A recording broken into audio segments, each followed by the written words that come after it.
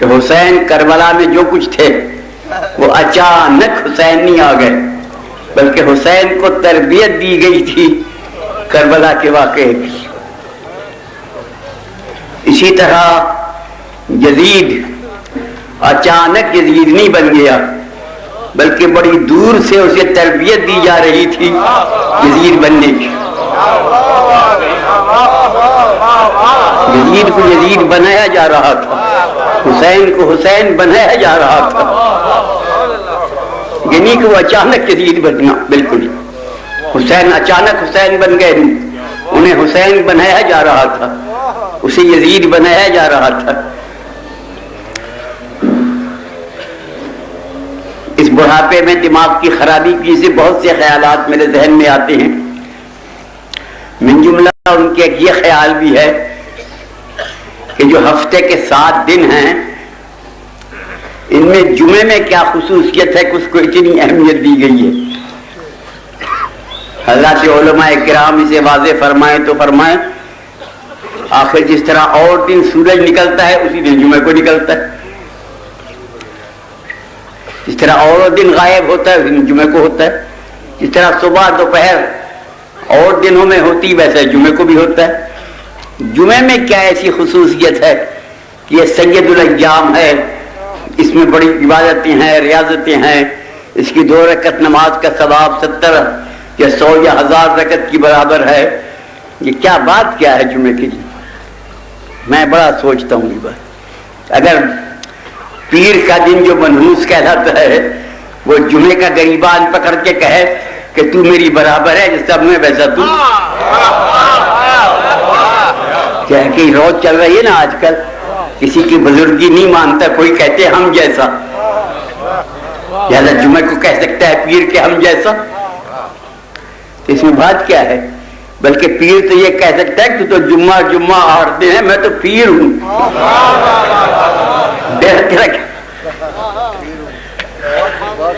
تو جمعے میں کیا خصوصیت؟ مجھے نہیں پتا، یہ میری عقیدت سمجھیں، میری دیوانگی سمجھیں، میرا عشق سمجھیں، میرے ذہن میں یہ بات ہے کہ تمام تاریخوں میں متفقہ طور پر یہ لکھا ہوا ہے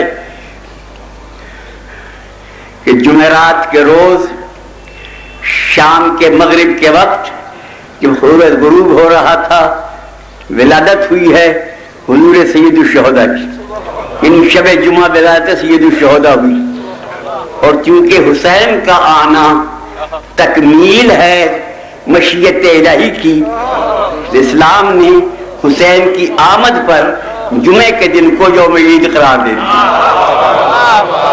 یہ میری دیوانگی سمجھے، کوئی سمجھے میں یہ سمجھوں،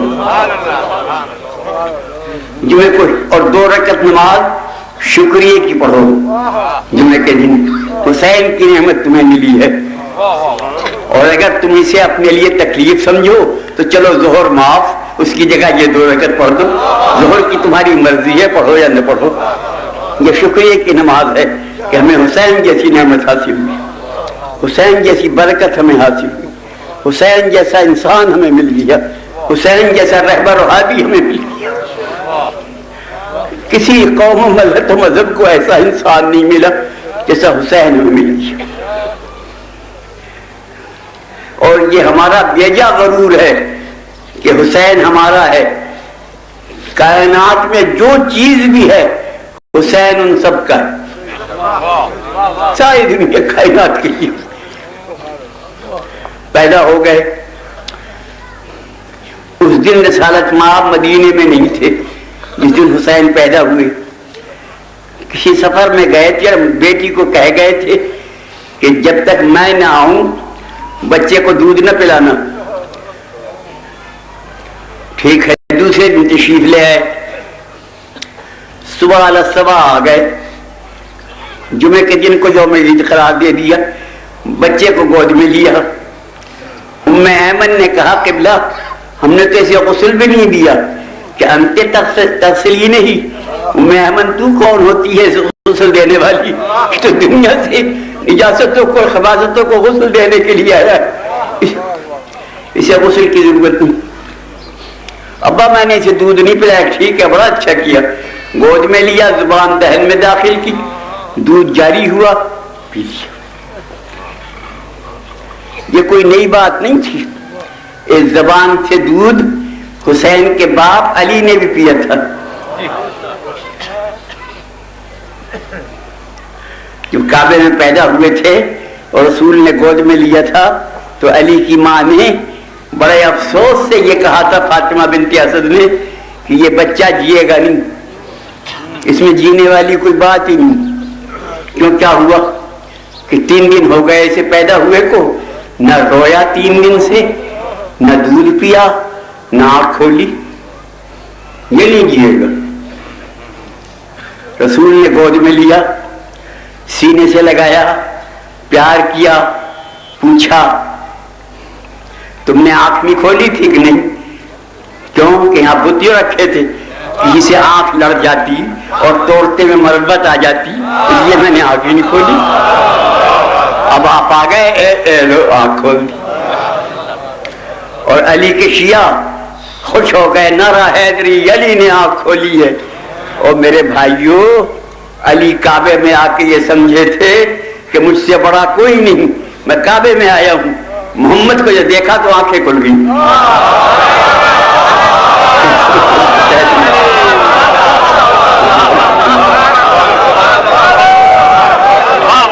آنکھیں کھل گئی. تو ماں نے کہا جناب اس نے دودھ بھی نہیں پیا. کیوں برخوردار دودھ نہیں پیا؟ کہ نہیں, کیونکہ آپ نے دعویٰ کیا نبوت کا, لوگ مانتے نہیں. آپ نے مجھے بطور گواہ بلایا. جب میں آپ کا گواہ ہو کے آیا ہوں تو سب پڑھے لکھوں سے پوچھ لو کہ گواہ کا خرچ خوراک مدعی کے ذمہ ہے یا نہیں. پھر بتاؤ میں اپنی ماں کا دودھ کیوں پیتا؟ آپ مدعی ہیں, میرا خرچ خوراک آپ کے ذمہ ہے. ٹھیک, آپ نے انگشت مبارک دہن میں دی, دودھ جاری ہوا, منہ پھیلیا, نہیں پیا. رسول نے کہا میں سمجھ گیا, گواہوں کو ذرا تر مال چاہیے. اب جو زبان دہن میں داخل کی اسے دودھ جاری ہوا, خوب پیٹ بھر کے پیا. اور جب پی چکے تو ننھے ننھے ہونٹوں سے زبان مضبوط پکڑ لی. اب رسول کہتے چھوڑو کہ ٹھہرو, اور چھوڑو نہ ٹھہرو. اسی طرح رسول کی زبان منہ میں لیے ہوئے گھر آ گئے. گھر سارا خاندان اکٹھا تھا. آنکھوں آنکھوں میں خاندان کے بزرگوں سے کہا, اے بنی ہاشم کے بزرگوں, گواہ رہنا, پیدا ہوتے ہی مجھے رسول نے زبان دی ہے اور بیٹی کہیں اور نہیں جا سکتی, مجھے زبان دے چکی ہے. یہ علی کا دودھ پینے کا واقعہ تھا, بڑا لمبا قصہ ہے, کیا سنوں گا آپ کو. اس کے بعد حسین نے پیا اور حسین نے رسول سے کہہ دیا کہ بلا میں آج پیٹ بھر کے پیوں گا, کیونکہ یہ دودھ میرے باپ کا مال ہے, میرے لیے اجنبی نہیں, یہ میرے باپ کا مال ہے. اس لعاب دہن سے پرورش پائی. محترم سامعین, آپ نے سنا ہوگا, پڑھا ہوگا کہ کنویں کا پانی بہت ہی تلخ اور بدمزہ تھا. وہاں کی آبادی نے رسول سے شکایت کی, قبلہ پانی بڑا شور ہے. آپ نے گئے اور کنویں میں لعاب دہن پھینک دیا, پانی شیریں ہو گیا. آج تک شیریں ہے. جو حاجی اس طرف جاتے ہیں وہ پانی اس کنویں کا تبرکن پیتے ہیں آج تک.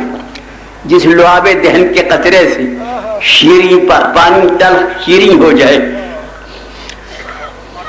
اس لعاب دہن سے جو بچہ پلا ہو, کیا اس کے خون سے زمین شور خا کے شفا نہیں ہو سکتی؟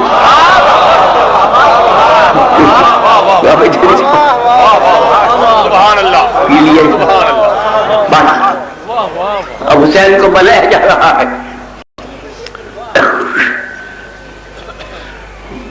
اس سے بڑے طویل ہیں قبلہ, اور مجھ میں طاقت نہیں ہے سارے باتیں بیان کرنے کی.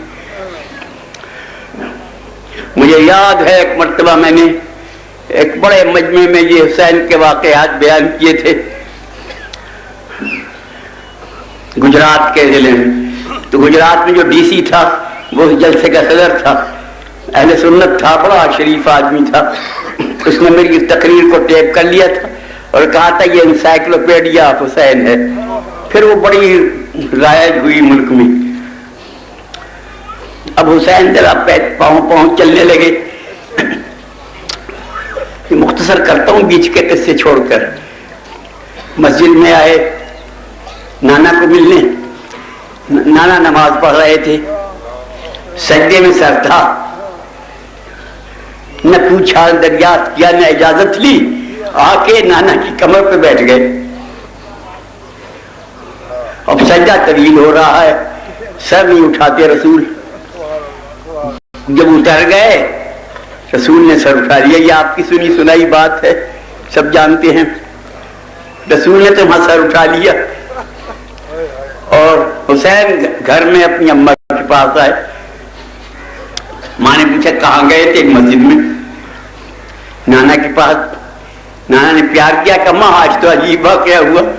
نانا اس طرح سجدے میں تھے, میں کمر پہ بیٹھ گیا.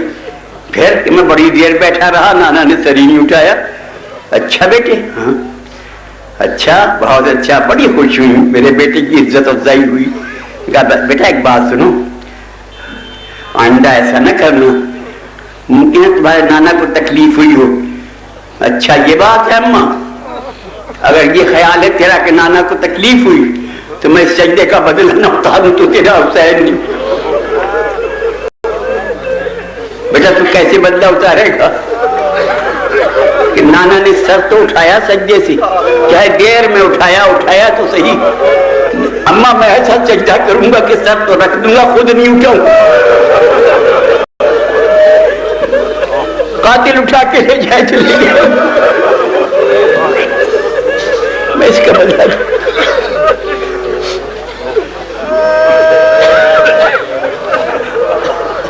اس میں اور بہت سی باتیں ہیں جو پھر کسی موقع کے لیے, اگر میں زندہ رہا اور آیا یہاں.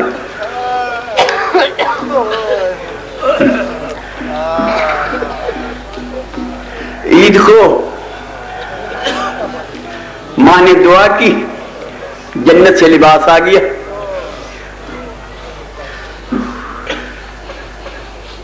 پتہ نہیں جبرائیل لائے, رضوان لائے, جنت کے جو داروغہ ہیں, یا کون لایا.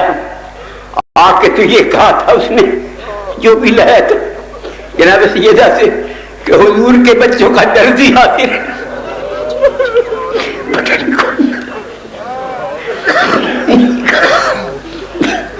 حضور کے بچوں کا درزی لباس.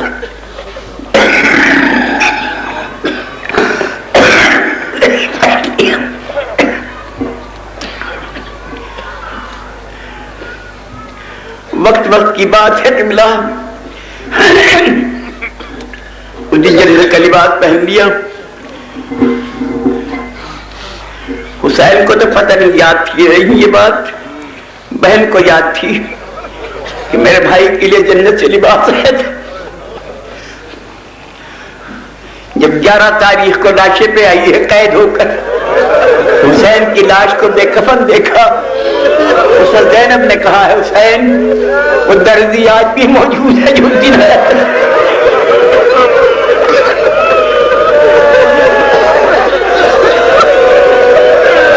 وہ اللہ بھی ہے جس نے اس درزی کو بھیجا تھا. حسین اجازت دے تو میں ابھی دعا کر لی, وہی درزی تیرا کفن لے کے حاضر ہوگا.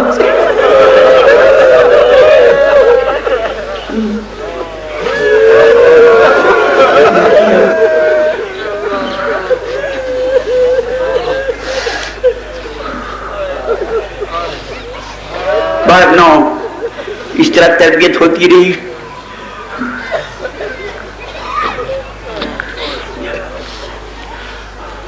اور حسین کے رگ ریشے میں, خون میں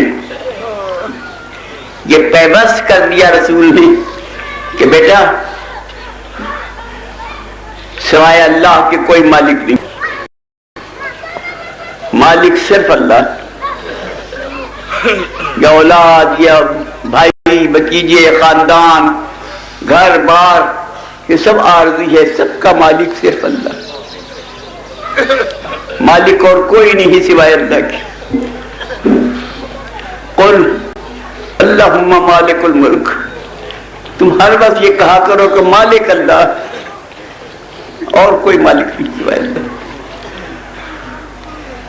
میں اس کا رسول ہوں، رسول نے بتایا میں اس کی مخلوق میں سب سے افضل و اعلیٰ ہوں، میں بے وحی کے بات نہیں کرتا، میں اس کا محبوب ہوں، میں معراج پہ جاتا ہوں، ان تمام عزتوں کے باوجود میں مالک نہیں، میں اس کا بندہ ہوں۔ اشہد ان محمدًا عبدہ و رسولہ، میں اس کا عبد ہوں، مالک نہیں، مالک اللہ۔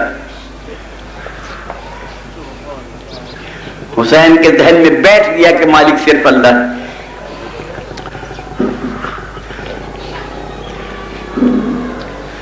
علی نے یا اللہ ما عبدنا کا حق عبادت، جو تیرا حق عبادت تھا میں ادا نہیں کر سکا، تو مالک ہے میرا، تو مجھے معاف کر دے۔ یہ علی کی دعا، مالک اللہ۔ یہاں تک میں کہتا ہوں کہ اسلام میں مسلمانوں نے جنہیں امیر المومنین و خلیفۃ المسلمین بنایا، وہ بھی یہ کہتے رہے کہ ہم خلیفہ ہیں۔ لفظ خلیفہ کے معنی یہ ہے کہ مالک کوئی اور ہے، ہم اس کے نائب ہیں۔ مالک ہونے کا دعویٰ انہوں نے بھی نہیں کیا کسی۔ توجہ ہے نا صاحبہ؟ میرے سے مختصر گفتگو سے آپ اچھی طرح توجہ فرما رہے ہیں؟ مالک ہونے کا کسی نے دعویٰ نہیں کیا۔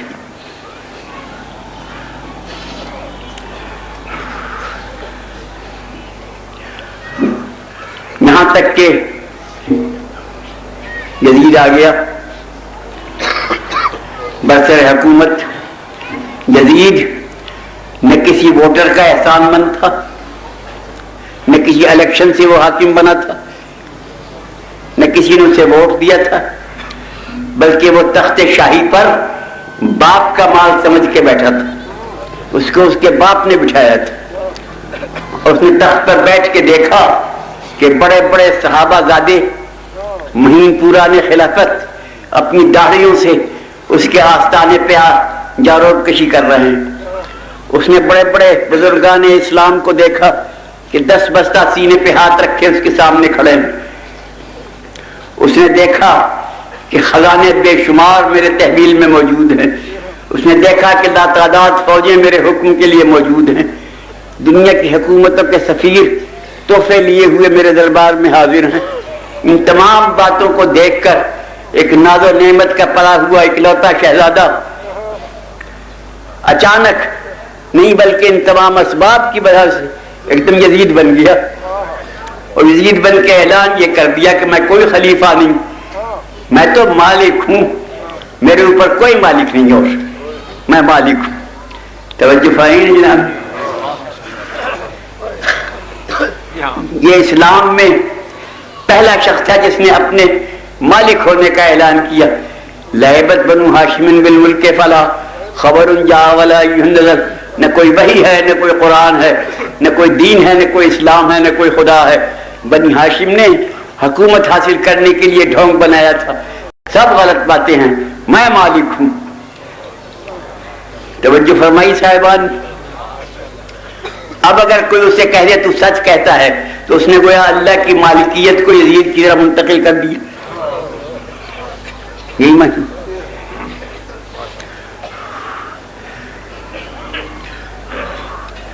اب بتائیں آپ انصاف سے، یزید کا جھگڑا کس سے تھا؟ حسین سے۔ اگر وہ کہتا میں امام ہوں تو حسین سے مقابلہ تھا، اگر کہتا میں سید ہوں تو حسین سے مقابلہ تھا، اگر کہتا میں نبی زادہ ہوں تو حسین سے مقابلہ تھا، اگر کہتا میں معصوم ہوں تو حسین۔ وہ تو سیدھا براہ راست کہتا ہے میں مالک ہوں، اس کا مقابلہ تو اللہ سے ہے نہ کہ حسین سے۔ اب ایک طرف اللہ ہے، ایک طرف یزید ہے۔ اگر یزید جیت جائے تو اللہ ہار گیا، اور اللہ جیت جائے تو یزید ہار گیا۔ ہار اور جیت اللہ اور یزید کی تھی، حسین کا بیچ میں کوئی واسطہ نہیں تھا۔ توجہ ہے نا صاحب؟ میری بات پہ غور کر رہے ہیں نا؟ اللہ نے کہا حسین میں تو یہ بڑے نازل نعمت سے پلوایا ہے، بڑا مختصر کر دیا میں نے بات کو۔ یہ مالک بن بیٹھا، میں کہتا ہوں میں مالک ہوں، یزید کہتا ہے میں مالک ہوں۔ میں چاہتا ہوں کھلی عدالت میں استقرار حق کا دعویٰ ہو کے فیصلہ ہو جائے، یزید ٹھیک کہتا ہے یا میں ٹھیک ہوں مالک۔ کربلا کے میدان کو عدالت بنا لیا گیا، یزید نے کہا میں مالک ہوں، اور وہ اپنے گواہ لے آیا، 1,00,000 فوج، بے شمار خزانے، بے انتہا اسلحہ، جو اس کے مالک ہونے کے گواہ تھے جو کربلا میں آ گئے۔ اللہ نے کوئی میرے مالک ہونے کی بھی گواہی دے گا؟ حسین نے کہا میں تیری گواہی دوں گا۔ حسین مدینے سے روانہ ہو گئے کربلا کے لیے۔ اب آپ بتائیے کیوں گئے حسین مدینے سے کربلا؟ کیوں گئے؟ مرنے کے لیے۔ میں چند منٹ جتنا مجھ سے ممکن ہوگا اس بیماری اور کمزوری کے ساتھ آپ کو تکلیف دوں۔ گھبراؤ گے تم؟ گھبراؤ گے؟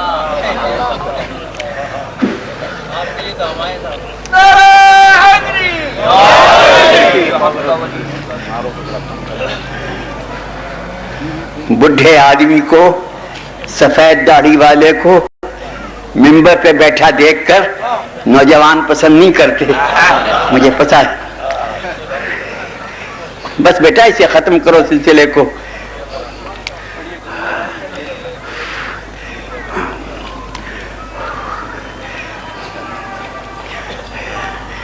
یہ شہر ملتان میری ساری زندگی اسی ملتان میں گزر گئی۔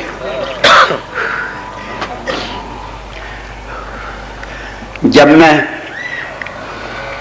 شروع میں ملتان آیا تھا تو فارغ البال تھا،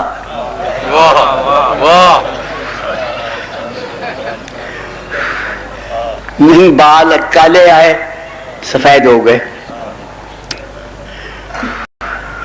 جو بچے میرے سامنے پیدا ہوئے تھے وہ خود صاحب اولاد ہیں۔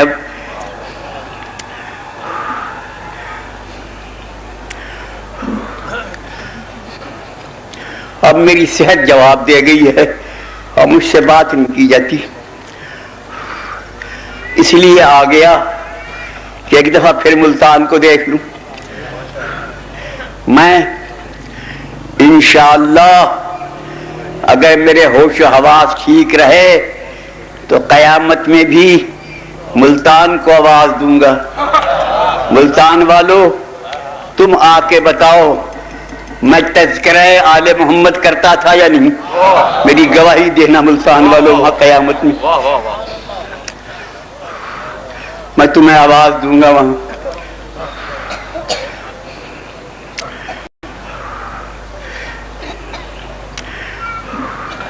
یہ بچہ حیدر جو ابھی آپ کے سامنے پڑھ رہا تھا، پتہ یہ نظم پڑھی نثر پڑھا کیا پڑھا، میں تو بالکل کچھ نہیں سنتا، میرے کان قطعی طور پر کچھ نہیں سنتے، کوئی آواز کسی قسم کی مجھے نہیں آتی۔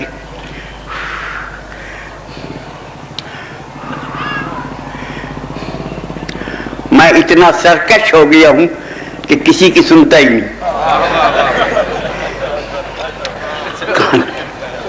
بیکار۔ ڈاکٹروں کے پاس جاتا ہوں، وہ کہتے ہیں ہم آنکھیں بنا سکتے ہیں، اندھوں کا علاج کر سکتے ہیں، کانوں کا نہیں کر سکتے، خاموش ہو جاتے ہیں۔ یہ کان میرے ٹھیک نہیں ہوتے، سینے میں بڑی تکلیف ہے، دماغ کے اندر بڑی تکلیف ہے، بات نہیں ہوتی۔ یہ حیدر بچہ جو میرے سامنے پڑھ رہا تھا، یہ سب میرے سامنے کے بچے ماشاءاللہ چشم بدور اب خود صاحب اولاد ہیں۔ اس نے اتنی شاعری کی ہے بچپن سے اب تک، ہزاروں شعر کہہ دیے۔ معصومین کا فرمان ہے کہ جو ہمارے متعلق ایک شعر کہے گا ہم اسے جنت میں ایک گھر دیں گے۔ ابھی حساب سے اس کا تو شہر بس گیا ہوگا نا جنت میں۔ فی شعر گھر جو ملے گا تو جنت میں حیدرآباد آباد ہو گیا ہوگا یا نہیں؟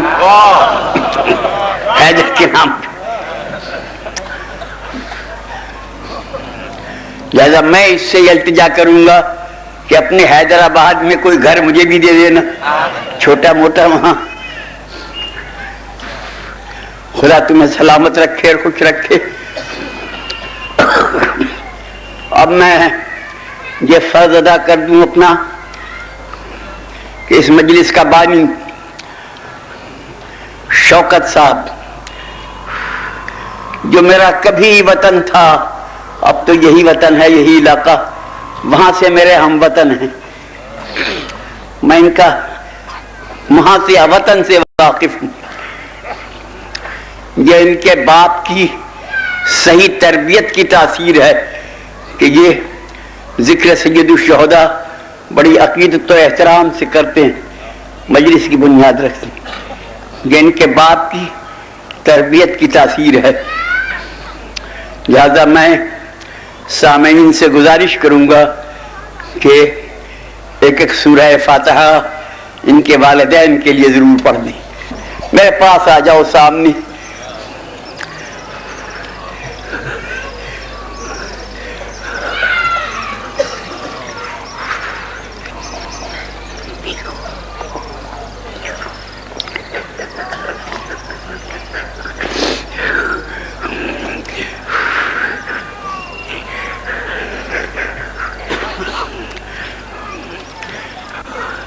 صاحبان یاد نہیں آتی کوئی بات، کیا بات کہوں بھول جاتا ہوں. اب بات ہوتی نہیں مجھ سے، مجھے کوئی بات یاد نہیں آتی.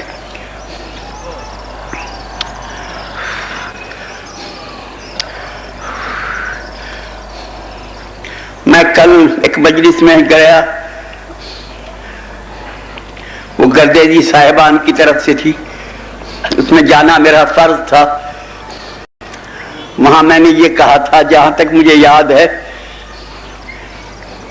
کہ اللہ کی تمام مخلوق میں انسان ایک بڑی عجیب مخلوق ہے. کیوں صاحبان میں ٹھیک کہتا ہوں؟ ہے نا عجیب مخلوق. یہ 4 ساڑھے 4 فٹ کا پتلا، 8-7 سیر گوشت، خون، ہڈیاں، اوپر کھال، یہ تو اس کی حقیقت ہے. مگر عالم اس کا یہ ہے کہ اپنے مقابلے میں کسی کو نہیں سمجھتا. انسان انسان سے لڑتا ہے، فرشتوں سے لڑتا ہے. حد یہ ہے کہ یہ خدا سے بھی لڑتا ہے. خدا کو خدا ماننے کے لیے تیار نہیں ہوتا. تمام اللہ کی مخلوق میں صرف یہ مخلوق ایسی عجیب ہے کہ یہ خدا کو خدا نہیں مانتی. یہ کہتی نہ، ہم تو اسے خدا مانیں گے جسے ہم خود بنائیں، اپنے بنانے والے کو نہیں مانیں گے. یہ اس کی ذلت کی انتہا ہے. نہ ماننا تو خدا کو نہ ماننا، اور ماننے پہ آنا تو پتھر کے سامنے ہاتھ جوڑ کے بیٹھ جائے. یہ انسان کی حالت ہے. میں نے ہندوستان میں دیکھا ہے بڑے بڑے قابل دماغ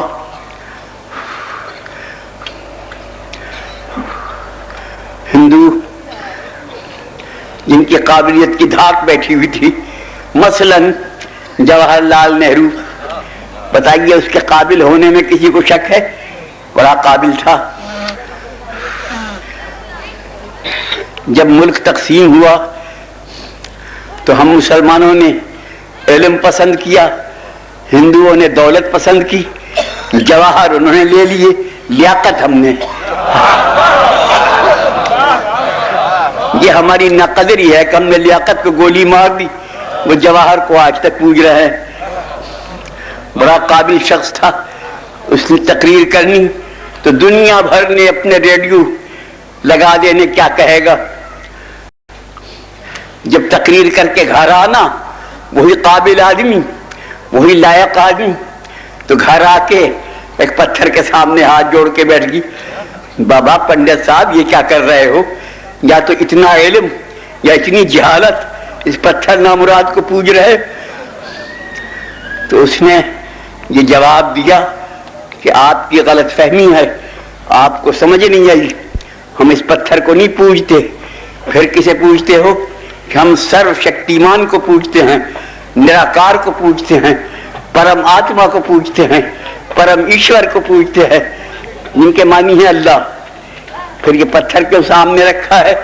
कि हम गुनहगार हैं, अल्लाह के सामने जाते हुए शर्म आती है, हमने इस पत्थर को वसीला बनाया है, इसकी आड़ में अल्लाह के सामने चले जाते हैं। बाबा पत्थर को क्यों वसीला बनाया है?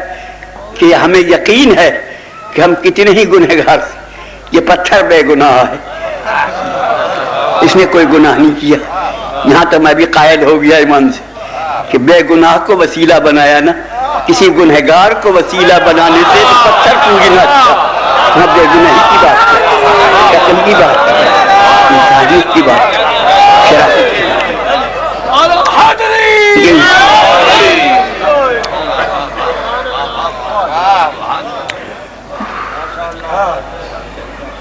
बाहर ना हो, इंसान की समझ इंसान को अब तक नहीं आई कि ये क्या है, क्या बनेगा, क्या होगा।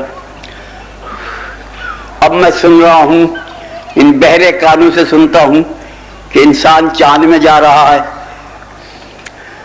जा रहा है? इन बच्चों को पता होगा, मुझे तो पता नहीं। कहते हैं कि चांद में जा रहा है।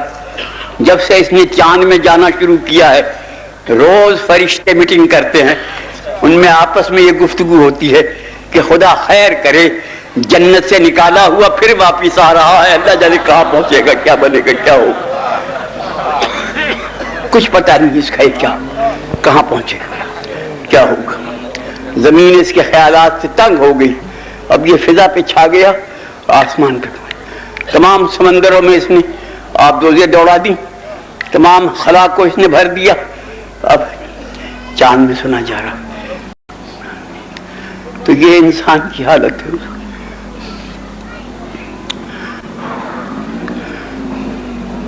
क्या बताऊं, बात नहीं की जाती, इसलिए तक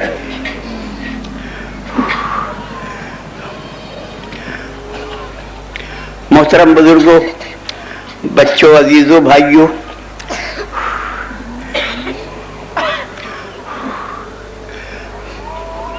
जो इंसान को समझ ले, उसे खुदा को समझ कि मार्फत में आसानी हो जाए। मन अरफा नफ्सहू फ़क़द अरफा रब्बहू। जो इंसान को समझ ले, उसे खुदा की मार्फत में आसानी हो जाए। ये समझ में आने वाला मुइम्मा नहीं, इंसान अजीब चीज है।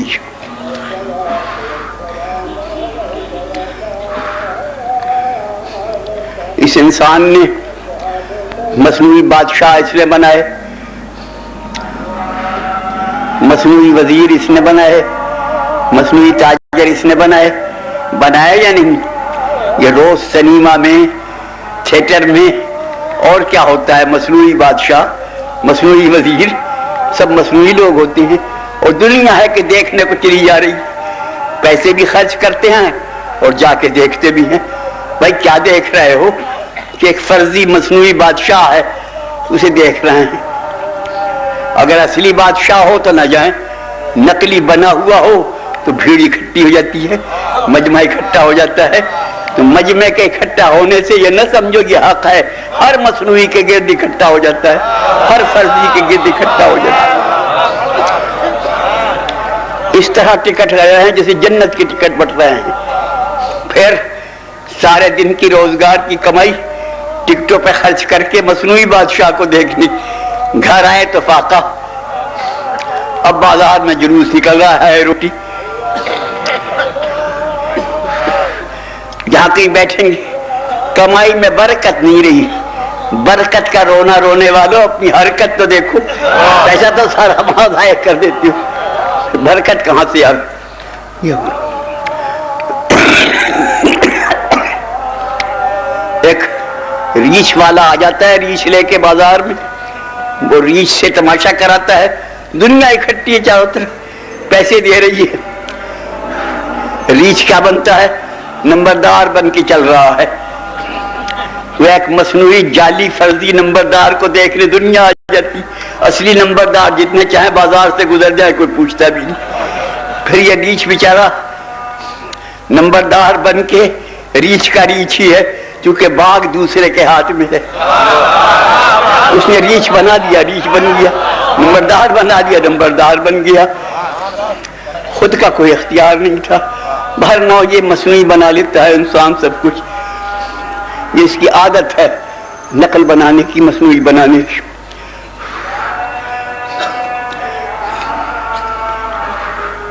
سب کچھ مصنوعی بناتے بناتے اس نے مصنوعی خدا بھی بنائے، پتھر کے بنائے، مٹی کے بنائے، لکڑیوں کے بنائے. رفتہ رفتہ اس نے انسان کو خدا بنا لیا. تو بھائی ایسے انسان گزرے ہیں یا نہیں جن کو خدا بنایا؟ گزرے ہیں. جہاں تک مجھے یاد ہے آدم کی نسل میں 4 آدمی ایسے گزرے ہیں جنہیں انسانوں نے خدا کہا ہے. میں یہ نہیں کہتا وہ خدا تھے نا، توبہ، انسانوں نے انہیں خدا کہا ہے. 4 آدمی میرے ذہن میں ہیں. آپ کو اگر اور معلوم ہو تو ہوگا. میرے ذہن میں صرف 4 آدمی ہیں جنہیں انسانوں نے خدا کہا. ان 4 کے نام: پہلا نمرود، یاد رکھیں گے نا آپ؟ پہلا نمرود، دوسرا فرعون، تیسرا شداد، چوتھا علی. ان 4 کو دنیا نے خدا کہا. ان 4 میں کا پہلا نمرود، دوسرا فرعون، تیسرا شداد، چوتھا علی. ان 4 کو دنیا نے خدا کہا ہے. اور 5واں آدمی مجھے کوئی یاد نہیں. ان 4 میں کا پہلا نمرود، دوسرا فرعون، تیسرا شداد، چوتھا علی. ان 4 کو دنیا نے خدا کہا ہے. اب آپ کی مرضی، چاہے 4 کو یکساں سمجھیں چاہے کچھ فرق سمجھیں، بہنوں ان 4 کو دنیا نے خدا کہا ہے. ان 4 میں کا پہلا نمرود، دوسرا فرعون، تیسرا شداد، چوتھا علی. ان 4 کو دنیا نے خدا کہا. سمجھے نہیں نا؟ ان میں کیا فرق تھا؟ بظاہر یہ فرق تھا کہ پہلے 3 یعنی نمرود، فرعون، شداد لوگوں کو کہتے تھے ہمیں خدا کہو، نہیں کہو گے تو ہم قتل کر دیں گے. لوگ قتل سے ڈر کے انہیں خدا کہتے تھے. اور چوتھا کہتا تھا خبردار مجھے خدا نہ کہنا، کہو گے تو قتل کر دوں گا. یہ فرق ہے یا نہیں؟ قتل سے ڈر کے خدا کہنا اور بات ہے، اور قتل ہو کے خدا کہنا یہ اور بات ہے.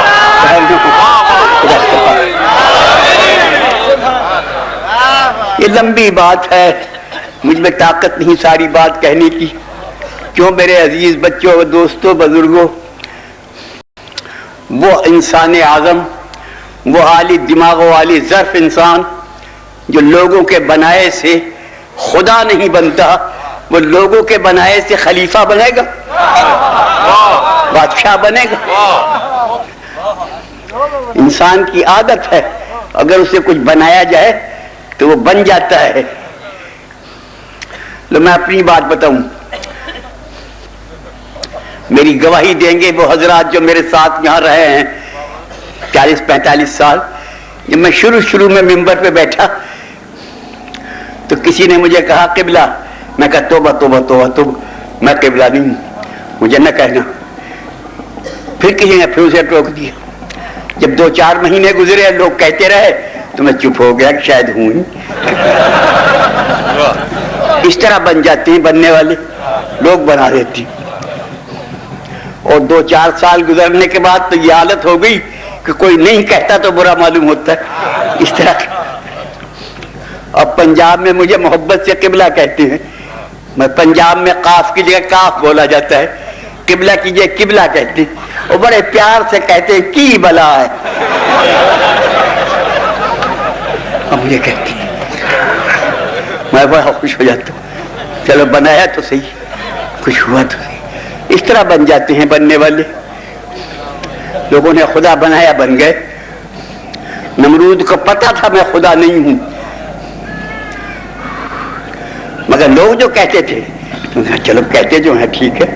فرعون کو پتا تھا میں خدا نہیں ہوں, مگر لوگ جو کہتے تھے بن گئے. اس طرح بن جاتے ہیں بننے والے, لوگ بنا دیتے ہیں.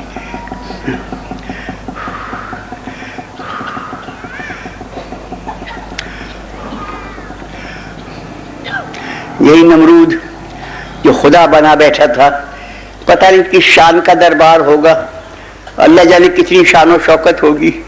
آخر خدا جو بن گیا تھا, اس کے دربار میں ایک بیچارہ غریب آدمی, غریبانہ لباس پیش ہو گیا ابراہیم نامی.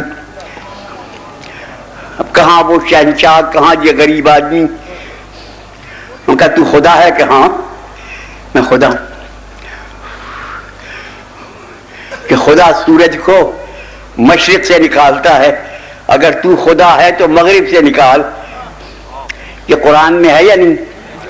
ان اللہ یاتی بالشمس من المشرق فاتی بہا من المغرب.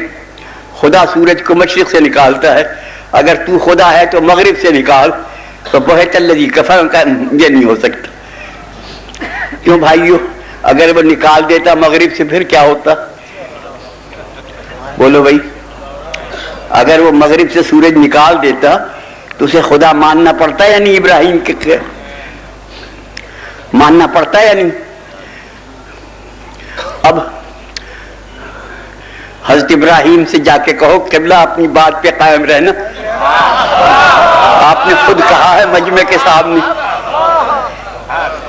کہ خدا سورج کو مشرق سے نکالتا ہے, اگر تو خدا ہے تو مغرب سے نکال. اب جو مغرب سے نکال دے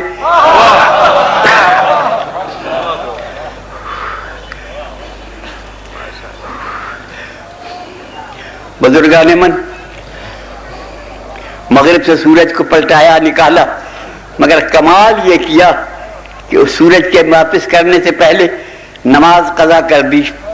ادھر سورج پلٹا, ادھر نماز شروع کر دی, تاکہ سورج کے مغرب سے نکلنے میں لوگ مجھے خدا نہ کہہ دے, عابد کہیں, معبود نہ کہیں. عبادت شروع, نماز شروع کرتی. باہر نہ ہو. انسان سب کچھ بنتا ہے, انسان انسانوں کو بنا لیتے ہیں, سب کچھ بنا لیتے ہیں. خدا نے کیا کیا کچھ بناتے ہیں مجھے تو تفصیل آتی.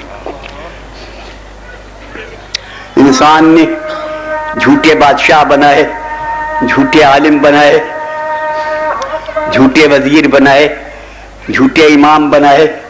حد یہ ہے کہ جھوٹے خدا بنائے. مگر ایمان کی بات یہ ہے کہ ہر ایک کی نقل انسان نے اتاری, خدا کی, رسول کی, امام کی, سب کی. مگر ایسا کوئی مائی کا لال آج تک پیدا نہیں ہوا جو حسین بن کے دکھا دے. حسین کی نقل کوئی نہیں اتار سکا, دوسرا حسین کوئی نہیں بنا سکا. آج تک دنیا میں دوسرا حسین نہیں بنا سکا کوئی.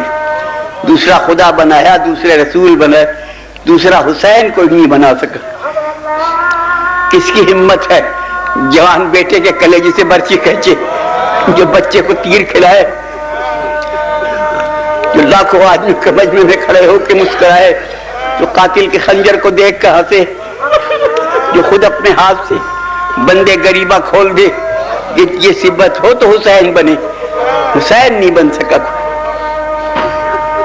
سب کچھ بنے حسین.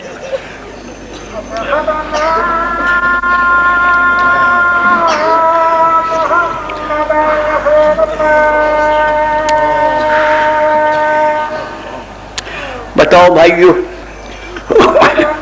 حسین نقلی حسین نہیں بن سکا. حسین دنیا میں بے مثل ہے کہ نہیں؟ اس کی کوئی مثل نہیں بن سکا, کوئی مثل نہیں بنا. یہ تو اللہ کو بھی ناز ہے کہ میں نے یہ بے مثل بندہ پیدا کیا, اس کی مثل نہیں بن سکا. دیکھو ہمارا ایمان ہے کہ 14 معصوم 14 کے 14 معصوم ہیں، ان کا پہلا بھی محمد ہے، ان کا اوسط بھی محمد ہے، وہ 14 کے 14 یکساں ہیں۔ ان 14 میں 5 پنجتن پاک ہیں، ان 5 میں 4 مرد ہیں، ایک خاتون ہے۔ مردوں میں ایک محمد، ایک علی، ایک حسن، ایک حسین۔ اس کے بعد 9 امام اور آئے، ان 9 میں محمد بھی دوسرا آ گیا، 5واں امام محمد باقر، 9واں امام محمد تقی، دوسرا علی بھی آ گیا، 4تھا امام علی زین العابدین، 8واں امام علی رضا، 10واں امام علی نقی، ان میں حسن بھی دوسرا آ گیا، 11واں امام حسن عسکری۔ حسین اتنا بے مثل تھا کہ ان 14 میں بھی دوسرا حسین نہیں آیا۔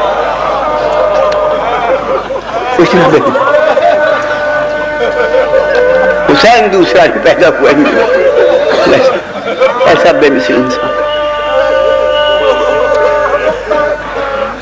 اس نے دنیا بھر کی بے مثالی اس کے گرد اکٹھی ہو گئی۔ اب بتاؤ، میں مختصر کرتا ہوں، کبھی جب میری صحت تھی یہ مضامین بڑے لمبے بیان ہوتے تھے، اب تو بس کی بات نہیں رہی۔ بتاؤ تمام دنیا کے انبیاء میں حسین کا نانا بے مثل ہے کہ نہیں؟ بولو بھائی، بے مثل ہے۔ اور دنیا بھر کے اولیاء میں، ولیوں میں حسین کا باپ بے مثل ہے کہ نہیں؟ دنیا بھر کی خواتین میں حسین کی ماں بے مثل ہے کہ نہیں؟ دنیا بھر کے ائمہ میں حسین کا بھائی حسن بے مثل ہے کہ نہیں؟ اور ذرا سنبھل کے بتانا، دنیا بھر کی بہنوں میں حسین کی بہن بے مثل ہے؟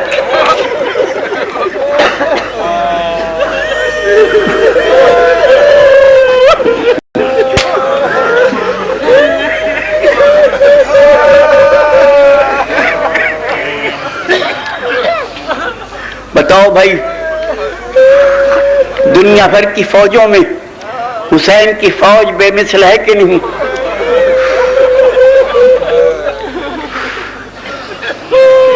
بولو بھائی، دنیا بھر کے دوستوں میں حسین کے دوست بے مثل ہے؟ دنیا بھر کے دشمنوں میں حسین کے دشمن بے مثل ہیں یا نہیں؟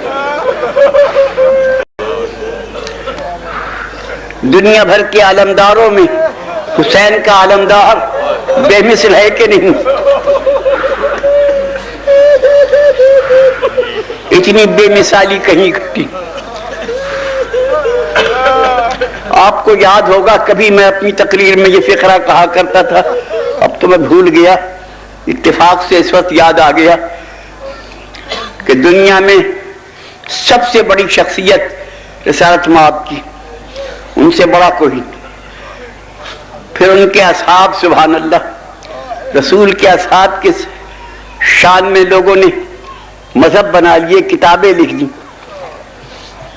کیا مجال ہماری جو رسول کے اصحاب کی شان میں کوئی لفظ کہہ سکتے؟ بڑے بزرگ تھے جنہوں نے ایمان کی دولت کے ساتھ رسول کی خدمت میں بیٹھے، جنہوں نے ایمان کی آنکھ سے رسول کو دیکھا، ان سے بہتر کوئی تھا ہی نہیں۔ مگر حسین کے اصحاب میں اور رسول کے اصحاب میں بظاہر یہ فرق نظر آتا ہے کہ میدان جنگ میں مصیبت کے وقت رسول اپنے اصحاب سے کہتے تھے آؤ، میں یہاں ہوں، ادھر آؤ، اور حسین کہتا تھا جاؤ۔ رسول کے اصحاب آؤ کہ سننے سے آتے نہ تھے، حسین کے اصحاب جاؤ سن کے جاتے نہ تھے۔ یہ فرق ساری دنیا نے دیکھ لیا، یہ جاؤ سن کے جاتے نہ تھے، وہ آؤ سن کے آتے نہ تھے۔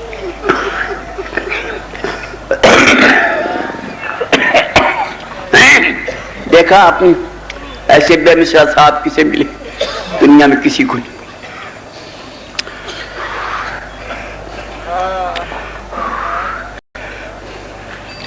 جب میں پچھلی دفعہ کربلا محلہ گیا تھا تو میں نے عشرہ محرم وہیں کیا تھا کربلا میں.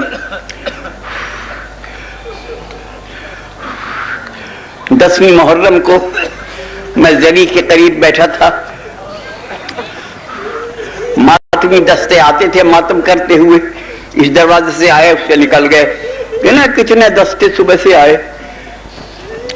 جب ظہر کی اذان ہوئی تو نوجوانوں کا ایک دستہ آیا.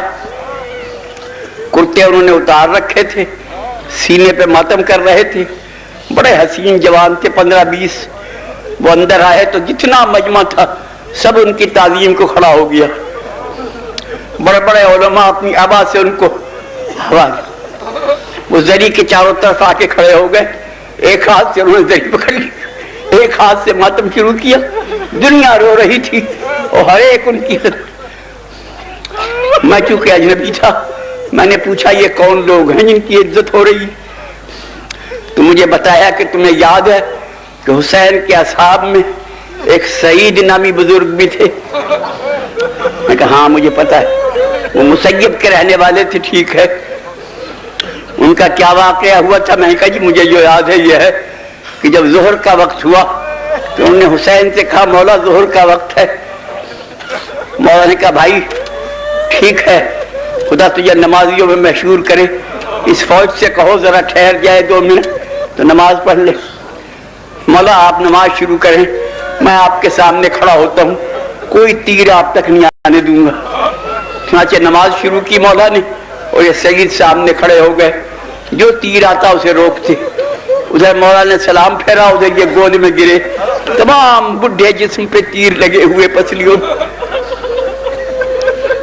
اور گر کے کہا حل وفیت ابن رسول اللہ, رسول اللہ کے بیٹے آپ مجھ سے خوش ہیں میری وفا سے؟ امام نے فرمایا انت امامی فی الجنہ, جب میں جنت میں جاؤں گا تو میرے آگے آگے ہوگا. تو مولا میری ایک گزارش ہے کہ میرے بدن سے یہ تیر نہ نکالے جائیں, مجھے ان تیروں کے ساتھ دفن کیا جائے. میں جنت میں ان تیروں سمیت جانا چاہتا ہوں, میں تیرے نانا کے ہاتھ سے تیر نکل لوں گا. یہ اس نے فرمائش کی. وہ فرمائش کر کے کہنے لگا مولا پتہ نہیں کس نے میرا سر گود میں لے لیا. امام نے فرمایا سعید یہ میرے نانا ہیں, تیرے استقبال کو آئے ہیں. حضور کوئی میرے سینے پہ ہاتھ پھیر رہا, یہ میرے بابا حیدر کرار ہیں. قبلہ کوئی میرے بازو دبا رہا ہے, یہ میرے بھائی حسن ہیں. قبلہ کوئی میرے پیروں کے قریب ہے کہ سید ذرا پیر سمیٹ لے, یہ میری اماں فاطمہ ہے.